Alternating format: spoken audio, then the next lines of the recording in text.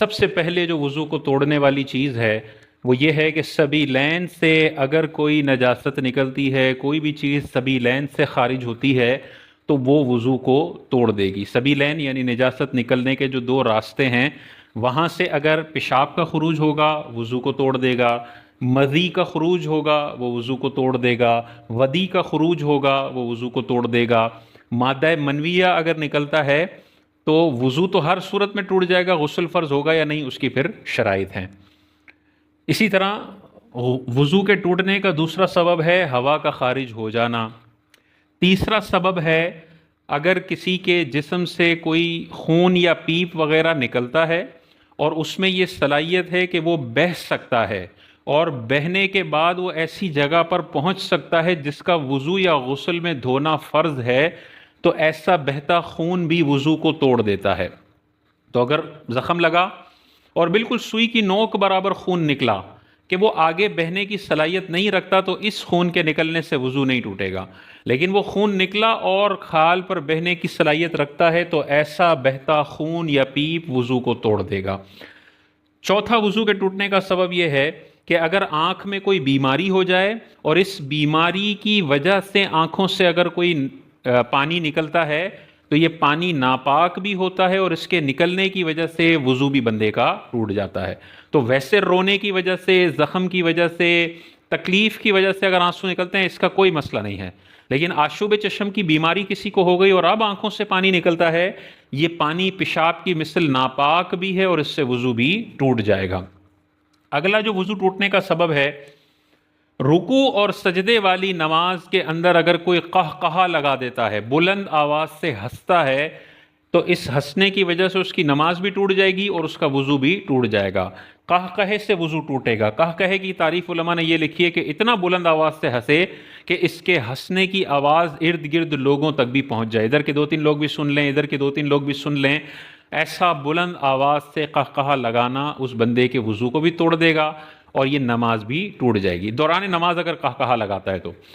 لہٰذا اگر نماز کے علاوہ قہقہا لگاتا ہے یا نماز جنازہ میں قہقہا لگاتا ہے تو اس سے وضو کے ٹوٹنے کا کوئی تعلق نہیں ہے۔ نماز کے اندر خلاف قیاس یہ وضو ٹوٹتا ہے، کیونکہ حضور علیہ الصلوۃ والسلام نے ایک شخص نے نماز میں قہقہا لگایا تو حضور علیہ السلام نے اس سے حکم دیا کہ نماز بھی دوبارہ پڑھو اور وضو بھی دوبارہ کرنا ہے۔ تو اس حدیث سے پھر علماء یہ حکم بیان فرماتے ہیں کہ رکوع و سجود والی نماز میں اگر قہقہا لگایا تو یہ وضو ٹوٹ جائے گا۔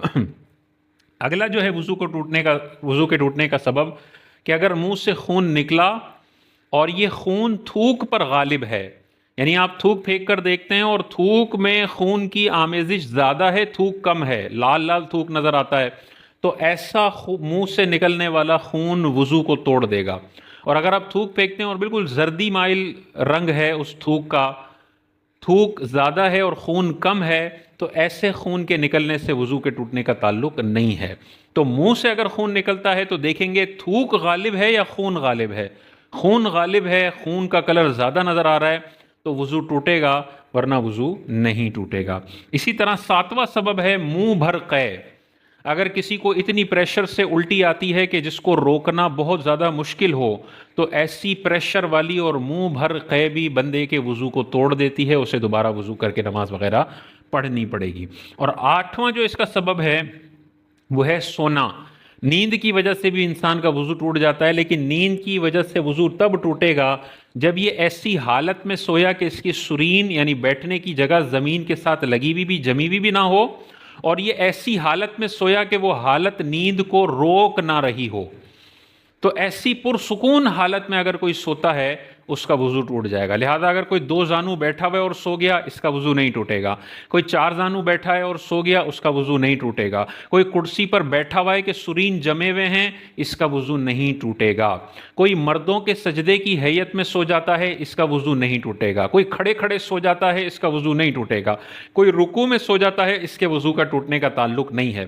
ہاں، چت لیٹ کر سو جاتا ہے تو یہ چت لیٹ کر سونا ایسی حالت ہے جو نیند کو روکتی نہیں ہے بلکہ نیند کو ویلکم کرتی ہے، اور اس میں سرین بھی زمین کے ساتھ ایسے جمے ہوئے نہیں ہوتے، اعضاء ڈھیلے پڑ جاتے ہیں اور خروج ہوا کا غالب گمان ہو جاتا ہے۔ تو ہر وہ سونا، ہر وہ نیند جس میں انسان کی سرین بھی جمے ہوئے نہ ہو اور نیند ایسی ہو، یعنی حالت ایسی ہو کہ نیند کو آنے میں روک نہ رہی ہو، اس نیند سے وضو ٹوٹ جائے گا۔ کھڑے کھڑے سوتے ہیں تو کھڑے ہو کر سونا بہت مشکل ہے، نیند نہیں آتی، سرین اگرچہ جمے ہوئے نہیں ہے لیکن یہ حالت ایسی ہے جو نیند کو آنے سے روکتی ہے، اس حالت میں روز وضو نہیں ٹوٹے گا۔ ہاں، علماء نے یہ ارشاد فرمایا کہ کوئی بیٹھے بیٹھے ایسی گہری نیند میں سو گیا کہ اس کو بہت زیادہ آواز دے رہے ہیں، اس کے باوجود بھی وہ آواز نہیں سن رہا، ہلاتے ہیں تو ہلتا بھی نہیں ہے، ایسی گہری نیند تو کسی بھی کنڈیشن میں ہو وہ وضو کو توڑ دے گی، چاہے بیٹھے بیٹھے ہو، چاہے کرسی پہ بیٹھے ہو، چاہے سجدے میں ہو، ہر صورت میں وضو توڑ دے گی۔ لیکن آپ نے 2-3 آواز دی اور وہ اٹھ گیا، جھونکا لیا اور وہ اٹھ گیا، اس سے وضو کے ٹوٹنے کا تعلق نہیں ہے۔ اچھا، ان چیزوں کے علاوہ وضو کے ٹوٹنے کا تعلق نہیں ہے۔ بعض لوگ کہتے ہیں اگر ہم نے کپڑے اتار لیے تو وضو ٹوٹ جائے گا، بھائی اس سے کوئی وضو کے ٹوٹنے کا تعلق نہیں ہے۔ بعض لوگ کہتے ہیں اگر گالی دی تو وضو ٹوٹ جائے گا، اس سے بھی کوئی ٹوٹنے کا تعلق نہیں ہے۔ بعض لوگ کہتے ہیں گناہ کرنے کے بعد وضو ٹوٹ جاتا ہے، نہیں، یہ ساری عوام میں جہالت مشہور ہیں، اس سے وضو کے ٹوٹنے کا تعلق نہیں ہے۔ ہاں، مستحب ہے، بہتر ہے کہ گناہ کے بعد وضو کر لیا جائے، غیبت کے بعد وضو کر لیا جائے، جھوٹ بولنے کے بعد وضو کر لیا جائے، یہ مستحب تو ہے، لیکن گناہ کرنے یا ستر کھولنے کے بعد وضو کے ٹوٹنے کا کوئی تعلق نہیں ہے۔